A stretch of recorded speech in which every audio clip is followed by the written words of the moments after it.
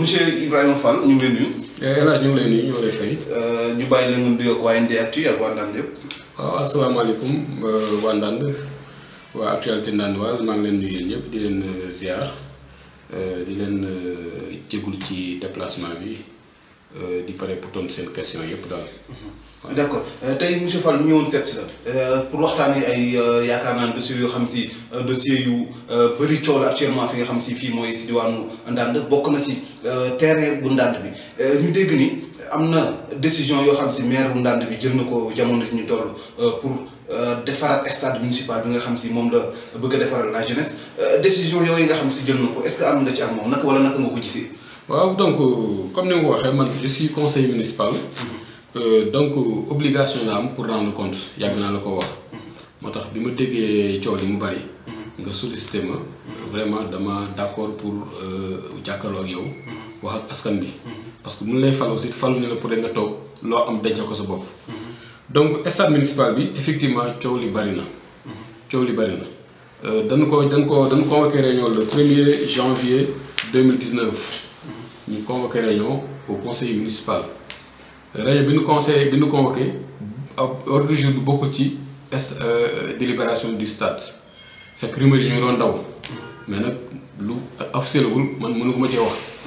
alors bi ñu convoqué réunion ñu xamal ñu maire ni ci biir réunion bi tas ci la ni dama bëgg a wàññi stade bi jëlee ko 8 hectares yóbbu ko 5 hectares dagg ko ay parcelles jaay ko parcelle bu nekk frais de bornage 300 000 li ma ci am ma defar ci stade bi loolu la wax. fekk na boobu recevoir na 63 millions yoo xamante ne KMS 3 moo ko jox KMS 3 aussi toj mur bi ci kanam stade bi en tout cas pare woon na pour toj ko te léegi toj nañ ko fi mu nekk nii loolu moo doon problème léegi nag coow li bari na dina ko laal du ko laal man sama position ca mairie ba moo doon que ni d'abord lu ñu tabax ba pare ba mu normal ñu miire ko clôturer ko xale yi di ko utiliser pendant des années du yoon ñu koy wàññi di ko jox kii que ce soit beneen bi. li nga xamante ni ñëpp ko bokk muy moomeelu jeunesse bi du jeunesse bi rek moo ko moom parce que il faut bu ne course hippique ku ne xam na ne course hippique jeunes yi rek taxuñu koo jóg képp ku bëgg fas maanaam course hippique da lay daal di yóbbaale kon stade la boo xam ne ñëpp la amal njariñ nga jël ko daggatu ko def ko ay propriété individuelle loolu c'était contradictoire vraiment à l'esprit di nga xamante ni moom lañ fi tega ñun di jëlee ci askan wi di jox pari benn nit loolu wax dëgg yàlla man j'étais contre j'avais voté contre. beneen bi mooy un conseil municipal à l'époque avait attiré l'attention du maire ni ko stade bi am na ay kayit nañu ciy tey mais boobu comme yàlla dogal na bi ñuy convoqué conseil municipal bi defuñu ko ci ordre du jour bi ordre du jour baa ngi nii ma yore kenn def ci délibération réduction du stade municipal. bu ñu ko defoon xëy na peut-être nit dina mën a gëstu. xam ba xam stade fu mu toll est-ce que am na kayit wala est-ce que nit ñi d'accord nañ ci wax wala déet. est-ce que tamit gisoo ni période boobu ñi nga xam si mooy les conseillers municipaux dañu dencoon li nga xam si mooy information bi côté terrain stade bu Ndande que ni l'ancien président du conseil rural bi fi nekkoon monsieur Pablo attribué woon na ko la jeunesse. waaw mooy li ma wax léegi rek xam nga bu fekkoon ni waxoon nañu ci biir convocation yi nii on va délibérer le stade. pour def lii def ci lii. daanu mut renseignement yi. bu nit amee kayit wala bu nit xamee fu kayit yi nekk alors dina ko mën a génne pour wane ko donc loolu lépp bi ñu attiré attention ci loolu daf cee waroon a tey mais bi loolu jàllee aussi noppi wu ñu dañoo bind sous-préfet xamal ko ni ko stade bi am na délibération jébbal ko délibération bi donc bu ñu yegsee ba fii vraiment man daf affaire bu may jaaxalee doon parce que boo voté ba pare 2 étapes la muy vote bi ak approbation du sous-préfet. avant sous-préfet di approuvé jox nañ ko délibération bi nga xam te ni moom moomalee stade bi jeunes yi donc loolu il n'est jamais trop tard de retourner en arrière actuellement ni délibération bi mu ngi ak jeunes yi ñu yore kon damay ñaan monsieur le maire vraiment mu wootee waxtaan ñu dajaloo waxtaan ci stade bi seet lu mu gën a rafete li nga xam te ni jeunes yi ñoo ko moom ñu bàyyi ko ñoom. mais est-ce que yéen a ngi sàkku tamit waxtaan boobu si moom. waaw non xam nga man moom du ma jóg ci waxtaan ak moom. stade bi waxtaan naa ci ak moom. téléphoné naa ko en aparté man ak moom yàlla. ma ne ko monsieur le maire stade bi nga ne da nga koy wàññi. pour dama lay conseiller nga bàyyi ko noonu. parce que benn dina la sonal ñaar dina indi coow. ni mu lay sonalee mooy boo ko daggee mënoo ci am 100 parcelles mënoo ci am 50 parcelles boo ko amee li ci ëpp du bari li muy ëpp du bari. te loola nga bëgg koy séddale wandaan gépp dañuy indi problème donc mais du lay indi benn saafara kon loolu bàyyi ko foofu pour la jeunesse defar leen ko ba mu normal dëkk bi yaatu na Palmeo fii ba Palmeo am na ay parcelles fii ba Kébémer ñoo ko moom wax dëgg yàlla foo jox nit parcelle mu toog fa xaar fa yàlla ba yàlla may ko wërsëg bu mu tabax fa jafewul ci Ndande donc loolu daal mooy sama position par rapport au stade municipal. est-ce que tamit jamono ji nga xam si commencé na travaux yëpp ba mur de clôture beeg yëpp jukk bañ ni dañuy wàññi lii fii la lii yem est-ce que tamit jamono ji jàpp nga ni maire war na mën a revenir en arrière. bien sûr war na mën a revenir en arrière xam nga njiit du ñëkk te gis nga dañoo wax collectivité locale dañoo wax gestion de proximité gestion de proximité li ñu ci bëgg mooy ngay déglu sa askan. du ma ni maire déglu askanam wax dëgg yàlla mu ngi déglu askanam parce que ku ko woo jot ko loolu moom ku ko woo mën naa def ak yow 1 heure de temps 2 heures de temps ci téléphone bi du coupé boo coupéwul du coupé loo bëgg dina la ko leeral mais loolu dafa des ci waxtaan da ngay def waxtaan englobant nga xam da ngeen di toog jàkkaarloo kii wax kii joxe argument ñu teg sur autour d'une table loolu mooy mbir mi. gars yi tamit ji war nañ si leen ay jeunes ma bàyyi la nga terminé. waaw loolu la rek moom daal li wétoor mooy. liggéey bi commencé na. waaye nag il n'est jamais trop tard. na woote waxtaan. te liggéey bi aussi àggagul foo xamante ni fu nu mënta arrière la te loolu aussi wax naa ko ci sama benn intervention xam nga dafa am loo xamante ni aussi c'est pas de la bonne gouvernance xam booy liggéey lu toll ni stade Ndande war caa def 33 millions parce que loolu la ñu voté 33 millions nga war ko caa def war ngaa mën a waxtaan ak la jeunesse ni leen ma ne lii la sama xel xalaat ni moom laa ci bëgg a def damay yokk tribune bi damay defar mur bi damay def nangam bu ko defee nga présenter leen ay maquette c'est comme ça mais liggéey boo xam ne yow yaa xam ak entrepreneur bi yéen ñaari kii na xam liggéey ba nu mu demee vraiment defe naa loolu bokku ci bonne gouvernance parce que bonne gouvernance communication lay la war a nekk communication ñi nga xamante ni yaa leen jiite ngay waxtaan ak ñoom di taataan seen bëgg-bëgg di taataan seen xalaat c'est toi qui a le dernier mot c'est toi qui mais boo defee loolu kenn ñu waxtaanul woon yéen moo ne waxtaan na de waaye nag c'est lui le maire moom moo yore décision bi moo yore le dernier mot bu nit ñi waxtaanee ba pare moom mooy synthétiser c'est li nga xamante ni moom la yaakaar ni moom la nit ñi bëgg mu doxal ko. d'accord mais tamit yaa ngi ko doon wax ci commencement bi que ni monsieur Ibrahima Fall conseiller municipal la ci mairie bu Ndande am na ñu ni bi nga xam ci li lépp am na maire dagg terrain yi ba mu tolloog ba ni 5 hectares lay jël alloué ko li nga xam ci mooy lay jeunesse yëgoon ngeen ko parce que tamit mënut a def lu mel noonu te jaarul ci kanamu conseil yi seen responsabilité ci loolu naka nga koy classé. waaw xam nga suñu responsabilité moom j'ai voté contre te la mooy voté contre aussi wax naa ko nee naa ko lii. bokkul ci PV bi nañu ko reporté ba nu gën a am toutes les informations requises ku ci nekk dem gëstu saytu waxtaan mën a am loolu moom waxoon naa ko ci conseil municipal bi waxoon naa ko ni ko aussi nit du tabax ba pare ngay toj à l'époque nee naa ko Pakulo bi mu ñëwee dafa indi wutu financement 60 millions ñëw tabax terrain bi tabax stade bi mais kon ñun ngelaw bu nu toj bu nu yàq duñ ca mën a yokk na ko ci yokk waaye bu ñu ko yàq loolu moo doon sama position au conseil municipal que j'avais voté contre mais la majorité l'avait emporté voilà la majorité c'est la majorité du maire. Ah bon loolu nga jàpp.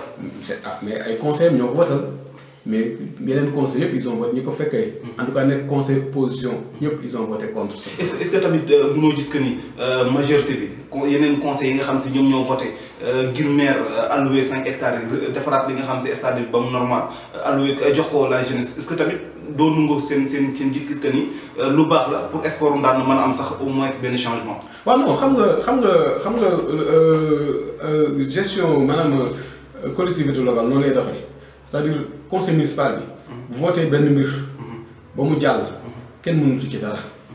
loolu moom je le concède au conseil municipal je le concède au maire projet bi jàlloon na ci conseil municipal mais ginnaaw bi nag ci la délibération xale yi gën.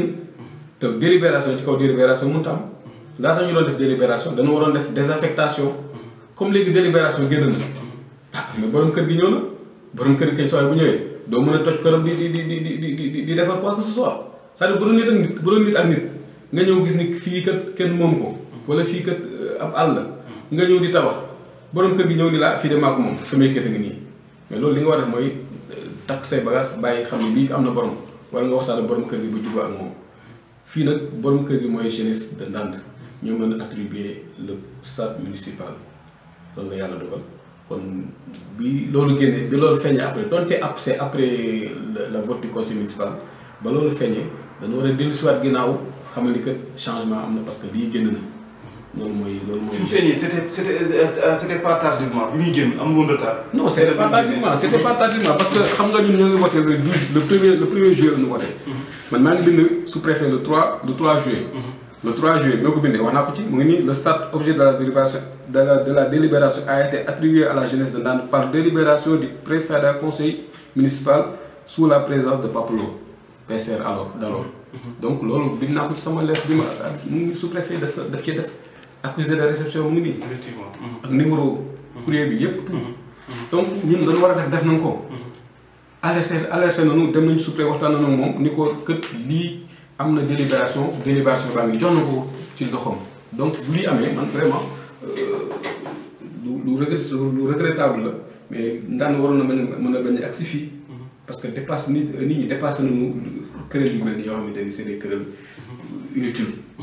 gis-gisu ñenn ñi tamit ñu ni lu mel nii bu ko maire def ñu gis ay nit taxaw ni du ca dal defaraat stade ba mu normal. ñu ni ay politiciens ñoom ñooy jiite lu mel combat politique lañ ko bëgg a mëne da ngay partager lu mel noonu ak ñoom waaw wala déet. waaw xam nga ne politique moom politicien moom mooy doomu bàtt bi ñëpp lu ñu njëkk ci teg politicien ba mais ku ne xam ne ni stade bi man maa ngi ciy wax mais maa ngi ci dox aussi li ma ci war a dox mais politique taxul ma koy def politique taxul ma koy def intérêt dëkk bi moo tax ma koy def. d'accord politicien nag moom lu mu def mooy lu ma wax léegi mooy doomu bàjjo ni ñëpp lu ñu njëkk ci teg politicien. waaye di politique la politicien bi nangam politicien alors qu'en réalité ku tëdd sa biir nekk xalaat en tout cas la majorité ñi nga xam te ni feeñaloon seen position. par rapport au groupe WhatsApp Ndande Info. Ndande Actu. comment dire Ndande Info du moins. donc ñu majorité bi feeñaloon seen opposition ci projet bi. donc loolu rek déjà bu doon sondage la tey dama naan projet bi moom bu waree daan laajte maanaam projet moom nit ñi dañuy d'accord quoi. si groupe boobu nga mën a basé wu pour ni Ndande d'accord ci. non dama ne sondage bu doon sondage la. xam nga tey. te si groupe bu WhatsApp bu 300 personnes si nga mën a basé wu pour wax que ni ñenn ñi la majeure partie sax laa wax des Ndandois ànduñu si li nga xam si moom la maire def. waaw xam nga loolu dama wax léegi mooy sondage noonu lay demee boo bëggee am benn information sur un sujet donné. doo dugg kër par kër di laajte lu ngeen luy seen xalaat ci stade bi ci yu mel noonu ngay am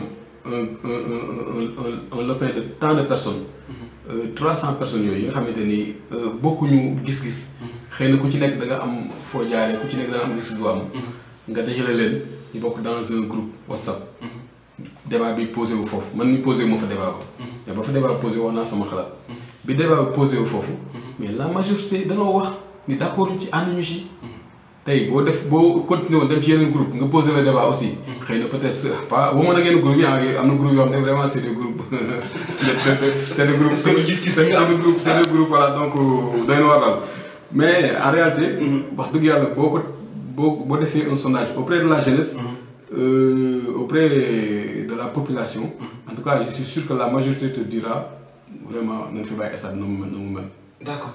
d'accord mu ñëwaat si beneen point muy ba tey côté municipalité bi nga xam si da nga nekk foofu comme conseiller du moins conseil municipal li nga leen di reproché bëri na trop yaa ñoom est-ce que li ngay faral di bokk ak ñoom gis-gis yu bëri am na wala ñoom jàppoon ni nit ñi ak ni ñu gérer dëkk bi mooy loolu. waaw non xam nga ni ñu gérer dëkk bi wax dëgg yàlla ñoo ngi def seen kem kàttan parce que nit wax dëgg yàlla lu gérer nga naan def li nga def baaxul. mais seulement ñun en tant que conseil municipal notre rôle c'est d'alerter. bu ñu gisee loo xamante ni xëy na peut-être tegul ci na mu war a tegoo. ci suñu gis-gis war nañu mën a wax ak nit ñi. nit ñi nag ñooy apprécier. mais wax dëgg yàlla conseil municipal bi le maire en personne c'est mon ami maa ngi koy nuyu au passage. jàmbaar la mu ngi góorgóorlu mu ngi def li mu mën. station bi ku ne xam ne si da nakki. ba fa rombi guddi macha allah day leer nañ dëkk bi xaw a amat xar kanam. loolu vraiment c'est un nakki boo xam dama ko ciy féliciter. di ko ci encourager. acte yu mel noonu moo jar a indi Ndande. mais pas i polémique lu indi polémique. surtout rawatina suuf. lu indi polémique rek. waruñu cee sori ñun en tant que conseil municipal. d'accord beneen bi. mooy ba tey balaa ngay dugg si beneen point bi. man maa la poser une autre question. par rapport ak combat bi nga xam si yéen a ngi koy mëne actuellement. muy morcellement terrain bi. pare ngeen pour mu jàll si kaw wala dañu ko yemale fii rek da ngeen toog rek waxtaan ak ki nga xam si mooy le maire. non xam nga ñu ngi naan noonu waxtaan mais y a des bonnes volontés qui sont prêts pour cela ñun on est prêts pour ça. pour jàllale combat bi mu gën a kawe. non bu ñu sañoon dañuy waxtaan parce que ñun waa neen la ñun waa Ndande la ñun ñëpp ay mbokk lañu. ay xarit lañu ay mbokk lañu ay lépp lañu. ñoo bokk lépp ñoo bokk lu ñu bëgg. xëy na bu ñu toogoon waxtaan lu ndaw mënu kale. lu ndaw mënu kale bu ñu toogoon waxtaan lépp dina féete boor. ci biir waxtaan bi nag damay ñaan aussi ñi nga xamante ni mën nañ cee dox ñu dox ci pourquoi pas et puis waxtaan sax mais le maire moo war a wootee waxtaan bu coow baree. moom moo war a wootee waxtaan parce que moom mooy kilifa dëkk bi. moom moo war a wootee waxtaan Macky Sall gis ngeen Sénégal ba mu jógee ci élection locale élection présidentielle 2019. dafa woote dialogue national ba tey dialogue baa ngi continuer donc loolu c'est une responsabilité qui incombe au maire. actuellement bu coow baree ci dëkk da ngay woote pour apaiser. waxtaan bu wootee waxtaan ak nit ñi seen xol yi wàcc lépp tegwaat ci yoon ñu ànd doxal. jàpp nga ni ñu war a waxtaanal tamit par nañ pour toog si table. bien sûr mais lépp na nga ko teg ci dëgg. lépp na nga ko teg ci dëgg. tey bu ñu waxtaanoon jeunesse bi yëpp d'accord ni alors nan wàññi stade na ci def nii. mais on dira oui parce que nag la jeunesse c'est l'avenir moom bu ñu waxee ne nan def nii. mais tout comme bu jeunesse bi de ñun kat suñuy kër doon yore nan ñu bàyyi suñuy kër nan ñu bàyyi suñu stade. te defe naa ne loolu moom du ma anticiper de waaye loolu moom majorité boobu moom vraiment génn na ci dëkk bi ba tax na daal vraiment loolu lay conseil daal monsieur le maire. d'accord voilà na dellu ginnaaw pendant qu'il est temps. d'accord sinon xeex day jàll ci kaw. cela va de soi xeex moom bu fekkente ni vraiment amuñu gain de cause fii à Ndande. statu quo la. mais day jàll ci kaw. cela va de soi te li ci kaw président Macky Sall li mu wax ku ne dégg na ko buy génnee décret di limiter ndagum suuf. wax dëgg yàlla maire yi lay waxal parce que maire compétence transférée la donc xamal na leen implicitement ni leen moytu leen suuf si donc may ñaan au maire à l'ensemble des maires samay xarit lañu ñoom ñëpp département maire yëpp xam naa leen samay xarit lañu nañu bàyyi xel maanaam gis-gisu président boobu décret boobu l'esprit du décret mooy que ni ñu wàññi coowul suuf kon lépp luy indi coow rek ci suuf wan ko mën a surseoir donte sax yoon may na la bu dul plus de 10 hectares conseil municipal bi voté préfet approuvé sous-préfet approuvé ñu doxal. mais nag bu amee coow rek l'esprit du décret de Macky Sall mooy que ni wàcc coow li nga xamante ne moo nekk ci suuf si. d'accord monsieur Fall ki nga xam si mooy Adama Fall sa xarit ni nga koy waxee boobu ba tey. moom moo toog si siège bi nga xam si mooy siège mairie bi. yaa ngi koy catal ba pare nga pour toog si place am bi waaw wala déet. non loolu xam nga loolu moom egguñ ca. parce que élection locale. wax dëgg yàlla jàppaguñ ko d'abord. ñaareel bi aussi kenn xamul kañ la. yokkal na ñun ay sant bi dañoo yokkal. ñoo ngi suñu 7e année. de conseil municipal. ci législature depuis 2014 ba 2021 ñu ngi conseil municipal. mu nekk lu nit ñi ñaaw tamit ah. waaw loolu naa la saisir si loolu côté. voilà loolu moom wax dëgg yàlla. xëy na dialogue national moo ko indi. mais loolu moom du lu rafet ci démocratie bu ñu waxteen sama kenn kattan. mais nag dialogue dafa féete kaw démocratie. mais nag néanmoins nit moom bu la falee juróomi at dafay laaj nga dem nag peesewaat sa bopp xam ñaata ngay toll. parce que nag booba tey doxuñu ku nekk tooguñu ku ne yaa ngi dox yaa ngi wax ak say nit te say nit aussi ñoo ngi lay wax ak yow di la solliciter di waxtaan ak yow moom aussi mu ngi liggéey xëy na peut-être soxla na ëllëg ñu woote ñu ni kat li mu fi liggéey est-ce que ànd ngeen ci pour falaat ko waaw la déet. conseil municipal bi passé mooy tooñ maa ngi élection locale yi kañ la ma ne ko defal déclaration monsieur le maire boo defee déclaration wala presse bi dégg damaa bëgg ñu wootee élection na def élection yi Macky Sall dégg la xëy na peut-être dina tenir en considération voilà mais daal élection yi moom élection locale yi moom buñ ci yàlla yóbboo li ma la bëgg wax daal mooy man j'ai fait 12 ans de conseiller municipal ci ren 12 ans de conseiller municipal moom laa def conseil municipal bii passe bii di ñëw je ne siégerai pas en tant que conseiller. su bu ma nekkul maire. du ma nekk conseiller. loolu laa la bëgg wax ci élection yi nga xam ne mooy ñëw. buñ ci yeggee nag lépp dina leer. mais am na nit jamono ji tamit coalition la yéen ak waa kër maire entre l'APR ak nu ñu koy waxee parti bu fara bi. kon ça veut dire que ni su maire yëkkatee candidature ni dafa bëgg amaat beneen mandat yow tamit de l'autre côté di nga yëkkati riposte ni yow tamit da nga bëgg mandat comme man li ma wax daal yow yaa ngay jàngat élection yi di ñëw je ne serai pas conseiller municipal soit je serai maire ou je ne serai rien je reste chez moi donc bàyyi ñu doxal parce que vraiment 12 ans de conseiller municipal boole ko activité associative Gamou Ndane gi def naa ci 13 ans vraiment il est temps que ma jàll à un autre niveau man gis-gis boobu la am. D'accord. Si je ne suis pas maire je ne serai pas conseiller municipal. Pour élection yi di ñëw. Élection yi di ñëw. D'accord monsieur Fall. Je ne sais pas si je me suis fait comprendre ou non. Comprendre nañ ko. Voilà la ci des nag moom mbiru parti la mbiru coalition la. On verra bu coalition choisir ñun. la cay suñu xalaat. ak la cay suñu xel. daanu ko teg ci table ji. daanu wax aussi les responsables de la coalition. jàppoon ni li nga wax mën na tas seen coalition yéen a ko waa mairie actuellement. non dara du ko tas. te actuellement coalition bi sax. na la élection mën a booyoon. muy élection présidentielle.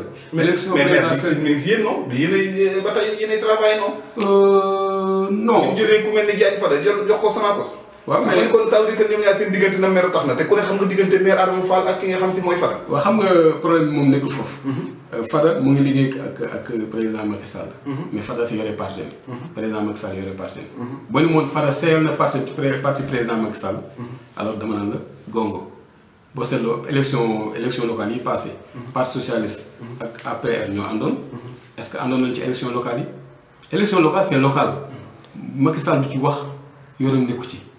élection locale li muy wax mooy bu fu ngeen juboo ànd leen ngeen dox bu ngeen jubóol nag da ku ne demal sa bopp en 2014 c'était comme ça. D'accord. Fekkee naa ko. D'accord. Fekkee naa processus yëpp loolu mooy élection locale parce que c'est local. Macky Sall maîtriser wul toutes les communes du Sénégal xamul lu fa xew parti bi aussi kazaalika noonu mais département bu ci nekk ak selon sa configuration commune bu nekk ak selon sa configuration noonu lay doxalee élection locale nag war a tëddee. moo tax man la élection présidentielle moo ñu boole woon ci coalition. jàll na élection locale beneen réalité la yegguñ ci nag mais bu ñu ci yeggee aussi beneen réalité mooy taxaw. D'accord. Monsieur Fall ñu ngi lay jaajëfal. Merci beaucoup ñu bàyyi na nga tàggatoo. voilà donc vraiment maa ngi lay gërëm di la sant. vraiment man am naa yéen bu rëy ci yow. Ndane Actualité. di remercier Bass maa ngi ko gis léegi ci dëj bi. effectivement mu ngi leen di jàppale. mu ngi jàppale dëkk bi. Bassirou Bey loolu am solo la. donc vraiment yéen de ñun war a jàppale ngeen. ñun war a taxaw ngeen. war nañu dem ba am suñu télévision bopp. war nañu dem ba am suñuy caméra bopp suñuy studio bopp et tout. ngeen di def ay émission di wax leneen ci lu politique. parce que yéen wax dëgg yàlla comme ni nga koy defee dëkk bi macha allah li ngeen fi joué comme rôle bari na. te communication loolu aussi bokk na ci li may reproché maire bi. communication fu nekk dafa yomb li rek communication la wax ak askan bi te maire bi wax dëgg yàlla rarement la ñuy wax ak askan bi. fi mu nekk nii maa ngi leen ñaan bu ma tontu. bu ma kenn tontu polémique wu ma damaa posé rek un débat nanu joxe seen xalaat seen gis-gis. mais bu ma tontu. parce que communication du polémique. communication mooy wax ñi la fal. wax ak sa askan. donc maa ngi leen di ñaan ñuy dolli seen communication di wax ak seen askan pour que ñuy xam fan la ñu jëm ñoom ñuy xam fan la ñu toll. loolu laa leen dana ko wax di leen sant di leen gërëm. di nuyu sa technicien caméraman bëgg am ay di leen nuyu ñëpp. ay si ñu lay jaajëfal yow tamit. merci sa disponibilité. merci de remercier. xam naa du ñàkk tamit ni si kanam tuuti tamit bu ñu ko temps bi permettre incha allah dañ mës a toog ñu waxtaanee. incha allah si bëri si domaine Ndane incha allah comme ni ñu ko defee tey. saa yu ngeen ma soxlaa rek man je suis prêt. incha allah incha allah Ndane tamit mi ngi fii pour ñëpp ah. merci xam loolu ah. voilà jaajëf monsieur Fall. jaajëf ñu leen di jaajëfal kon di leen jox rendez-vous ak beneen invité fii si MDR fii